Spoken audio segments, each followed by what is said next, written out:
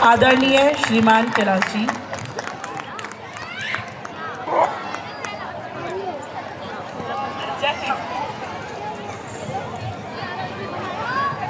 काम नहीं कर रहा है ना, बस तो इसी के काम चलेगा, कोई बात नहीं।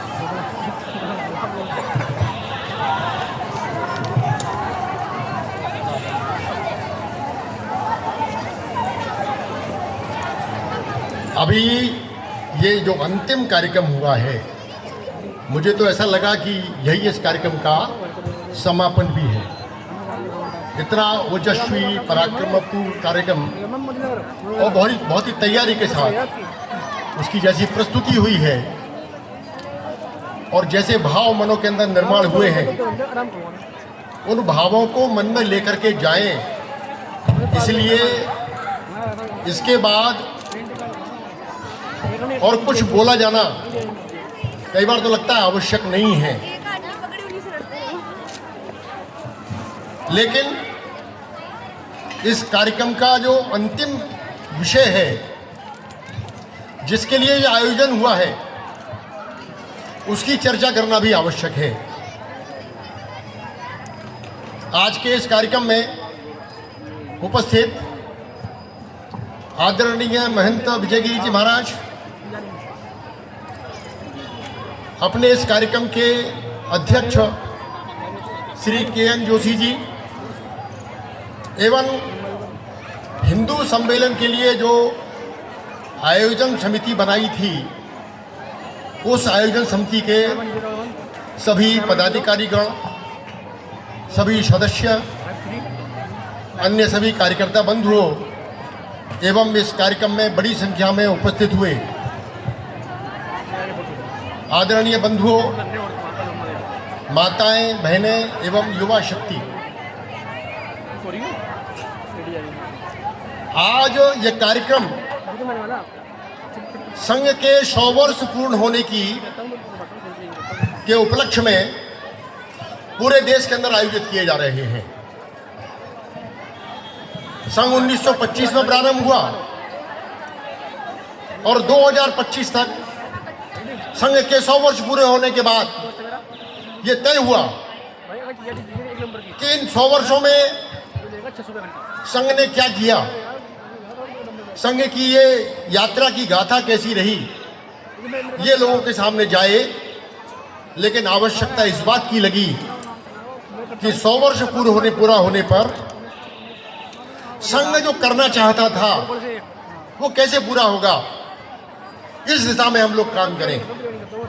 केवल शताब्दी वर्ष पर बड़े बड़े कार्यक्रमों का आयोजन कर लेना, इतना मात्र उद्देश्य शताब्दी वर्ष का नहीं होना चाहिए।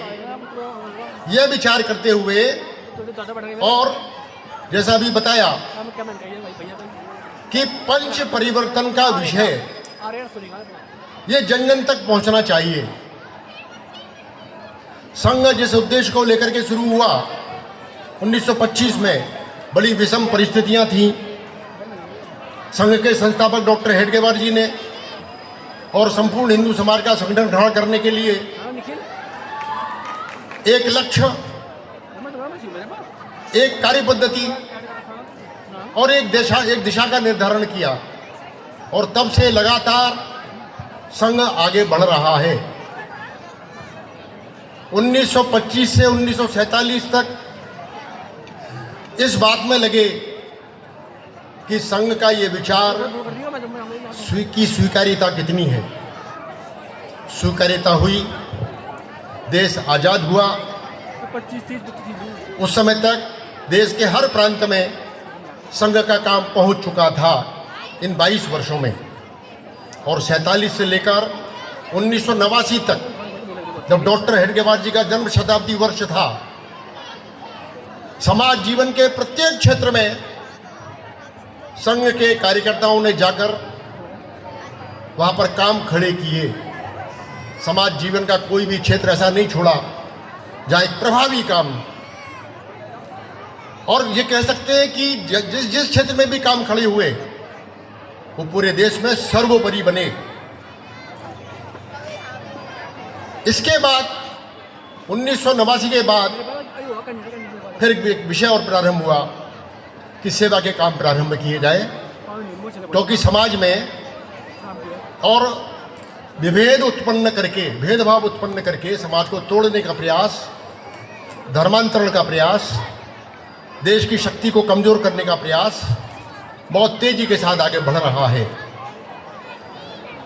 तो सेवा कार्यों के माध्यम से उन लोगों के बीच में जाने के लिए विभिन्न प्रकार के आयोजन प्रारंभ हुए, कई प्रकार की गतिविधियां शुरू हुई और 2025 आते आते तक संघ एक बहुत बड़ी शक्ति के रूप में खड़ा हुआ। किसी भी संगठन की शक्ति क्या होती है?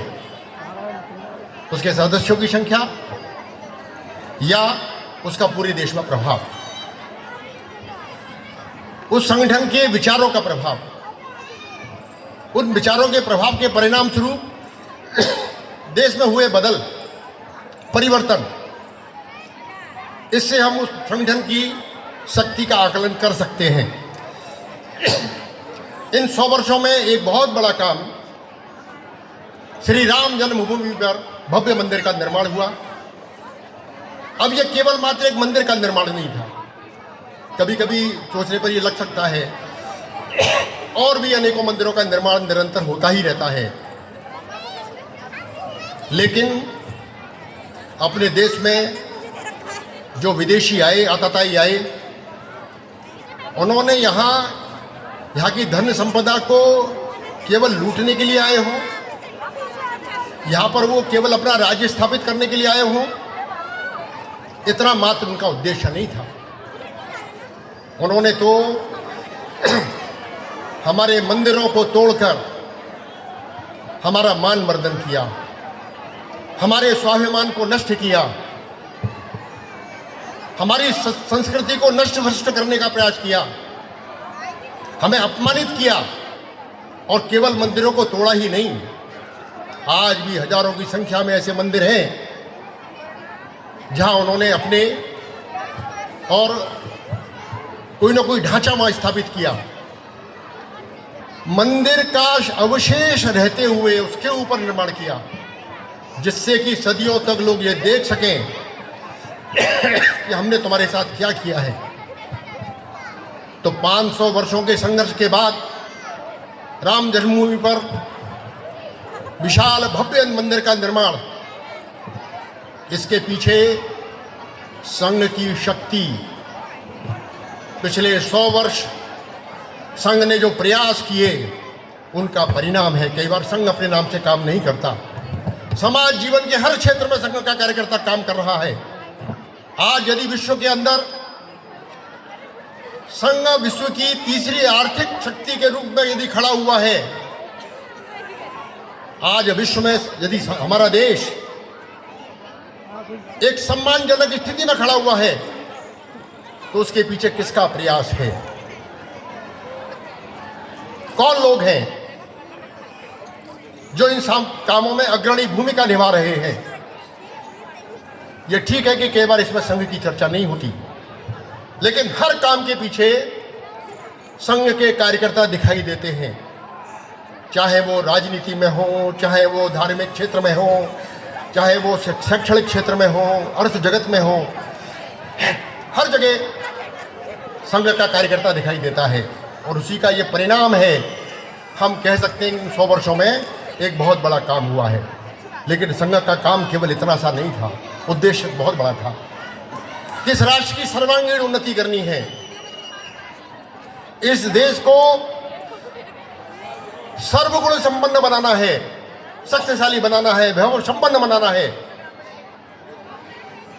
एक समाज में संगठन खड़ा करना इतना उद्देश्य नहीं था, संपूर्ण हिंदू समाज का संगठन करना यह उद्देश्य था।